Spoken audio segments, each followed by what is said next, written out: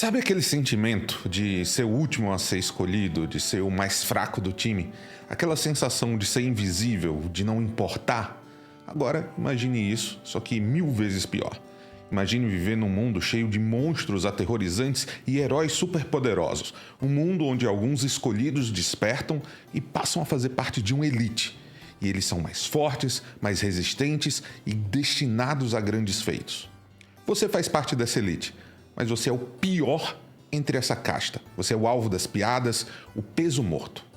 Esse era Sun Jiwoo, conhecido, ou melhor, ignorado como a pior arma da humanidade. Cara que arriscava a vida todos os dias em masmorras que fariam um caçador decente bocejar. E ele não fazia isso por glória, por aventura, não fazia isso nem por um chamado heróico. Ele fazia isso para pagar as contas do hospital onde sua mãe dormia um sono sem fim e para garantir que sua irmã mais nova tivesse o que comer e pudesse estudar. Sun Jiwoo sentia na pele todos os dias o que é estar no fundo do poço e ser esmagado por um sistema que não te dá a mínima chance de crescimento. Agora, e se esse cara, no momento mais desesperador, recebesse uma segunda chance? Não uma chance justa, mas uma trapaça, um código secreto, um glitch na realidade só para ele. Uma ferramenta que permite, pela primeira vez, virar o jogo. Você ia torcer por ele? Você ia vibrar a cada inimigo que ele derrubasse, mesmo sabendo que ele não estava jogando limpo segundo as regras antigas? Essa é a história de Solo Leveling.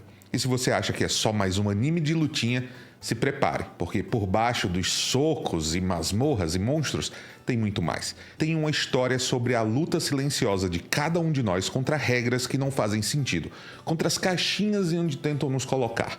E hoje eu vou te mostrar não só o porquê essa história pegou tanta gente de jeito, mas a gente vai principalmente mergulhar nas melhores ideias que essa trama esconde. Ideias sobre injustiça, individualidade e a coragem de agir sozinho. A nossa viagem começa numa Coreia do Sul que não é mais a mesma. Na verdade, o mundo inteiro não é mais o mesmo.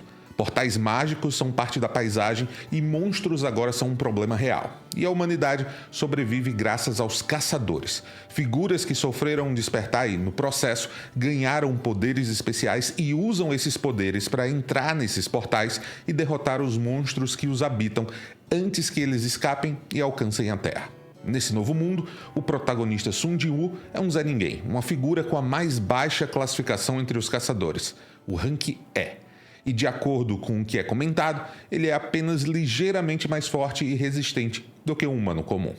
Ainda assim, ele insiste no trabalho de caçador, não por emoção, mas por necessidade. Cada osso quebrado, cada gota de sangue derramada é pelo dinheiro. Dinheiro, no entanto, não para si, mas para pagar o tratamento da sua mãe, que está em coma no hospital com uma doença misteriosa, e para pagar os custos de vida de sua irmã mais nova. O sistema de caçadores, que deveria ser a salvação, na verdade é só mais uma forma de moer os fracos. A história faz questão de esfregar na nossa cara que o esforço de Sun Jiwoo não vale nada. Caçadores mais fortes, ou só mais sortudos, vivem como reis, enquanto ele conta as moedas para pagar o hospital. Além disso, a classificação dos caçadores é praticamente imutável. Então, exceto em raríssimos casos, um herói que despertou com determinada classificação vai morrer com a mesma classificação. Solo Leveling começa mostrando uma metáfora muito clara para a estratificação e falta de mobilidade social, com um toque de fantasia sombria. Em uma das missões que fazia parte, o grupo de Sun Jiwoo trabalha em uma masmorra de classificação D. Só que ela escondia um segredo, um segundo portal interno que escondia um inferno. Uma sala gigantesca com estátuas assustadoras e regras escritas em pedra. Adore o Senhor, prove a sua fé, confie no Senhor. Só que o Senhor aqui era um arquiteto sádico. Caçadores bem mais fortes que Jinwoo, caras com rank C e B, acabam mortos rapidamente. E enquanto o pânico e o terror tomavam conta do grupo, Sun Jiwoo começa a pensar. Ele entende as regras e entende a lógica do massacre. E ainda que ele não tenha força, o seu raciocínio e, acima de tudo, a sua vontade de viver o empurram a descobrir soluções que beiram o impossível. Mas no ato final, quando a única saída é deixar alguém para trás, ele levanta a mão, ele se sacrifica. Comete um ato de coragem a partir do mais puro desespero. Mas a morte, para ele, era só um começo, ou um recomeço. Ele acorda no hospital, sem nenhum arranhão e com uma tela azul na frente dos seus olhos. Uma tela que só ele vê. Parabéns, Você se tornou um jogador. Missões, níveis, estatísticas, inventário, o sistema de um videogame invadiu a sua vida real, mas só a dele. Ele não mereceu isso, não foi uma promoção, não foi um reconhecimento, foi um glitch, uma brecha na realidade. E ele, o cara que nunca teve nada, agora finalmente pode se destacar. Mais do que isso, pela primeira vez naquele mundo, alguém vai poder progredir de acordo com as suas atitudes. Vamos lá, a gente tem um arco de evolução do personagem, tá? O sistema, ele não é bonzinho, ele obriga o Sung a ficar forte. Faça sem flexões, sem abdominais, sem agachamentos e corra 10 km todo dia. E se você não fizer isso, você vai parar na zona de penalidade, que é um deserto com centopeias gigantes prontas para te devorar. Com isso, rapidamente o medo vira disciplina e a disciplina vira poder.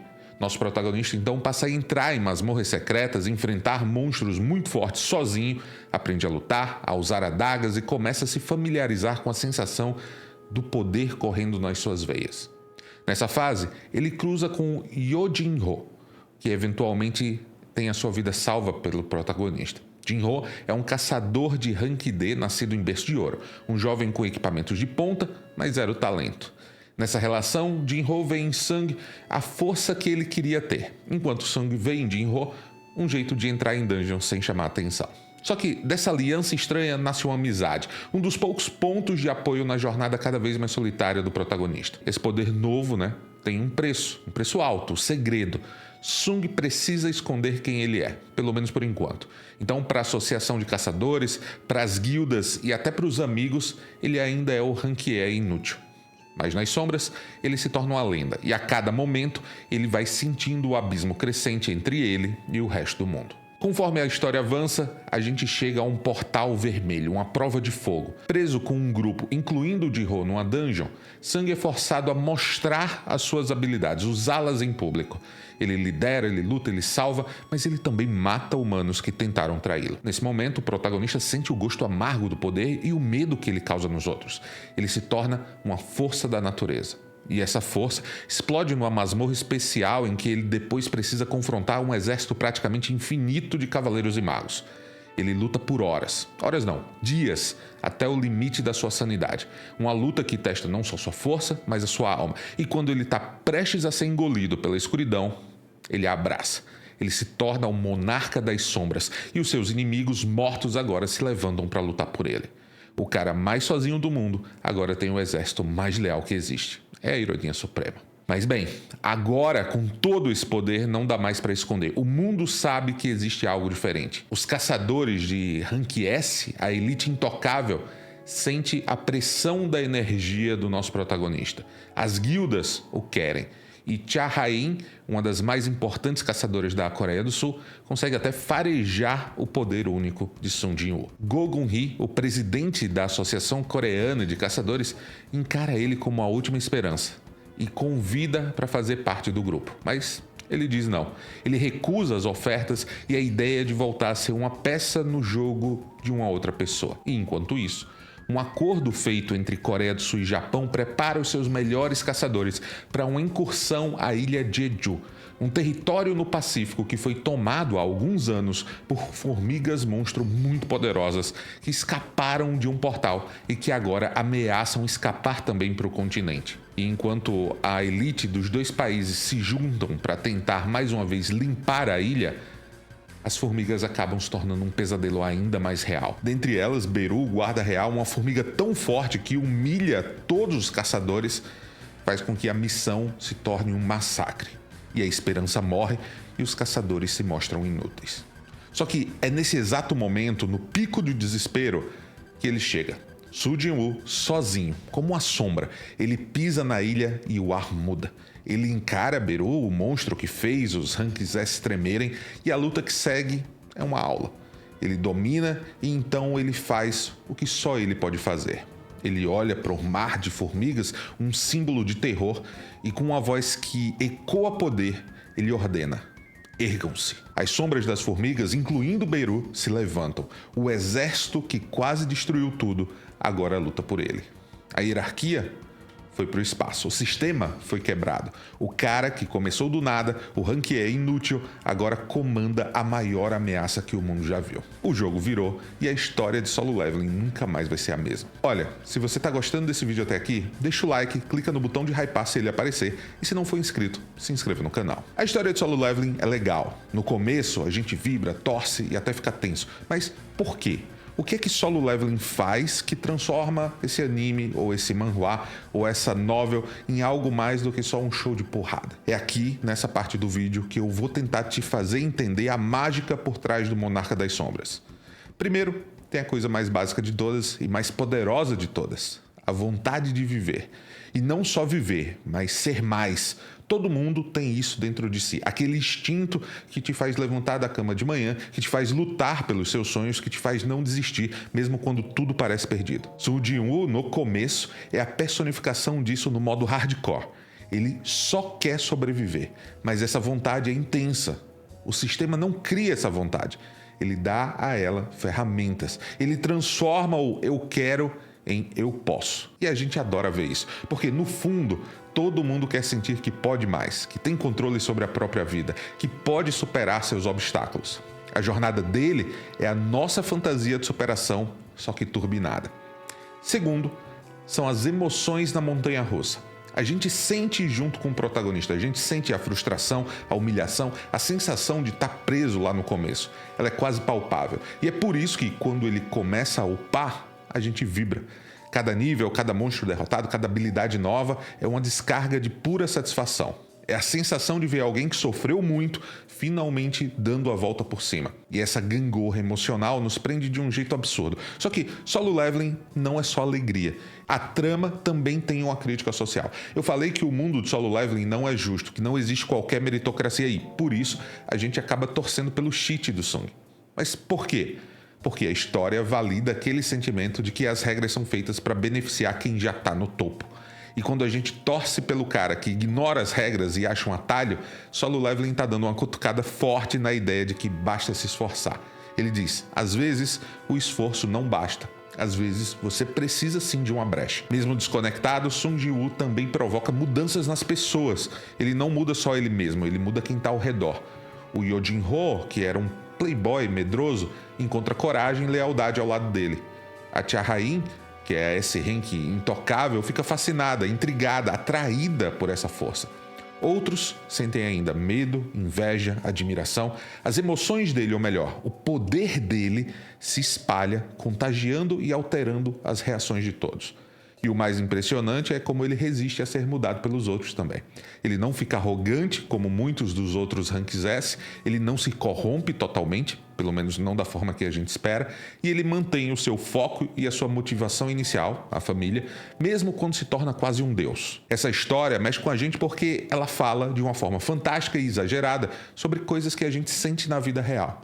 Mas se ela fala tanto sobre o indivíduo, sobre quebrar regras, sobre ir solo, o que é que isso significa vindo de um lugar como a Coreia do Sul, que valoriza tanto o grupo? Qual é a mensagem final? Qual é a grande sacada por trás dessa história de um cara só contra o mundo inteiro? A revelação é que Solo Leveling é uma história profundamente do contra, quase um ato de rebeldia disfarçado de fantasia.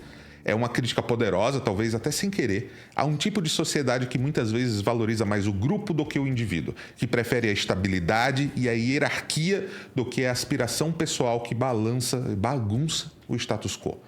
É isso que é muito significativo quando vem de onde veio, da Coreia do Sul. Pensa comigo, a Coreia do Sul, que a gente conhece hoje, é um fenômeno.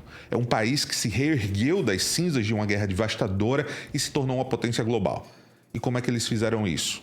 Com um esforço coletivo absurdo. A ideia de que o grupo vem primeiro, de que todos precisam remar juntos, de que a harmonia social e o respeito à hierarquia são fundamentais.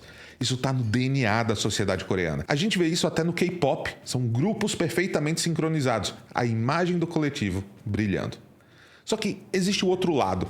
Muitos jovens na Coreia sentem uma pressão gigantesca, uma competição brutal por vagas nas melhores escolas, nas melhores empresas, uma sensação de que, não importa o quanto você se esforce dentro do sistema, as cartas já estão marcadas. O status quo é rei e subir na vida é quase impossível. Esse é um sentimento tão forte que tem até nome lá dentro: Hell Joseon, ou Inferno Joseon, um nome atual que faz referência a um período, que é o período Joseon, que foi marcado por extrema desigualdade social e que durou de 1392 até 1910. E aí surge Solo Leveling, uma história sobre um cara que não sobe na vida pelo esforço coletivo. Ele não sobe porque ele se encaixou na guilda certa ou porque respeitou a hierarquia. Pelo contrário, ele sobe porque recebeu uma vantagem individual e secreta. Ele sobe escondido, ele rejeita as guildas, ele desafia os S-Ranks. Ele sobe sozinho, no seu próprio ritmo, seguindo as suas próprias regras. O título original dessa obra, que se traduz como Apenas Eu Passo de Nível, é o grito dessa individualidade. E a mensagem escondida aqui é potente, é quase um tabu. E se o sistema estiver errado? E se a única forma de vencer for quebrando regras? E se o indivíduo tiver sim o direito de buscar o seu próprio poder, o seu próprio sucesso, mesmo que isso desestabilize a ordem? Solo Leveling é a fantasia definitiva para quem se sente esmagado pelo peso do coletivo, pela rigidez da hierarquia e pela sensação de que seu esforço individual não é valorizado. Essa é uma celebração do cara que disse chega, que encontrou seu próprio caminho, mesmo que seja um caminho perigoso e solitário. E é por isso que essa história, mesmo sendo tão coreana em seu contexto, explode no mundo inteiro. Porque essa sensação de estar preso num sistema de querer mais, de sonhar com uma brecha que te permita mostrar o seu verdadeiro valor, isso é universal. Todo mundo, em algum momento, já se sentia um rank-E no mundo de rank S's. Entender que Solo Leveling é uma fantasia de poder que cutuca as feridas da pressão social, da meritocracia falha e do dilema entre grupo e indivíduo não tira a graça da história. Pelo contrário, deixa tudo ainda mais interessante. E agora, a gente não só torce pelo Sung, a gente entende por que torce. A gente vê as camadas, a crítica escondida, a relevância cultural. E ver o Sung indo do zero ao topo dá uma sensação boa, uma satisfação profunda. Mas não só porque ele ficou apelão, é porque a gente entende a luta dele.